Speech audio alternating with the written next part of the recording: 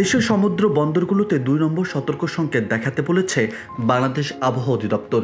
সেই সঙ্গে সমুদ্রে অবস্থান করা মাছ ধরা ট্রলারগুলোকে উপকূলের কাছাকাছি থাকতে বলেছে সংস্থাটি। রোববার বাংলাদেশ আবহাওয়া অধিদপ্তরের আবহাওয়াবিদ মোহাম্মদ শাহিনুল ইসলামের দেওয়া আবহাওয়া বিশেষ বিজ্ঞপ্তিতে এ তথ্য জানানো হয়েছে।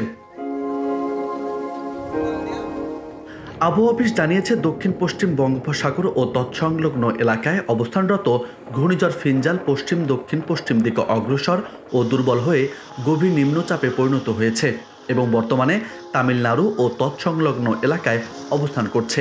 এটি আরও পশ্চিম দিকে অগ্রসর হতে পারে। সংস্থাটি আরও জানিয়েছে, চট্টগ্রাম, কক্সবাজার, মংলা ও পায়রা সমুদ্র বন্দরকে ২ নম্বর দূরবর্তী হুঁশিয়ারি সংকেত দেখিয়ে যেতে বলা হয়েছে। এছাড়া উত্তর বঙ্গোপসাগর ও গভীর সাগরে অবস্থানরত সব মাছ ধরার নৌকা ও ট্রলারকে পরবর্তী নির্দেশ না দেওয়া পর্যন্ত উপকূলের কাছাকাছি থেকে সাবধানে চলাচল করতে বলা হয়েছে। এদিকে দেশের ৫ বিভাগে বৃষ্টির পূর্বাভাস দিয়েছে আবহাওয়া অধিদপ্তর। রোববার সন্ধ্যা ৬টা পর্যন্ত দেওয়া আবহাওয়া পূর্বাভাসে এ তথ্য জানানো হয়েছে। পূর্বাভাসে বলা হয়েছে, ঢাকা, রাজশাহী, খুলনা, বরিশাল ও চট্টগ্রাম বিভাগের ২-১ জায়গায় হালকা বৃষ্টি হতে পারে। এছাড়া দেশে অন্যত্র অস্থায়ীভাবে আংশিক মেঘলা আকাশ সহ আবহাওয়া প্রধানত শুষ্ক থাকতে পারে।